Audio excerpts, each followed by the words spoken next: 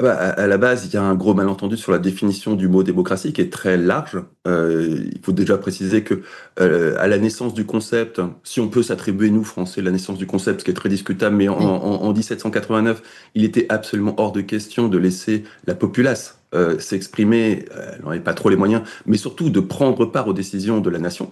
La démocratie, à l'époque, était définie dans ce qu'aujourd'hui on pourrait qualifier de façon plus technique d'oligarchie, un système politique dirigé par ses élites. Et c'est très précisément cette définition qu'a en tête Gilles Babinet quand il s'exprime. Et en effet, son constat est parfaitement exact. Ça n'est absolument, une oligarchie n'est absolument pas compatible avec la possibilité donnée depuis finalement assez peu de temps à oui. l'ensemble de la population de s'exprimer.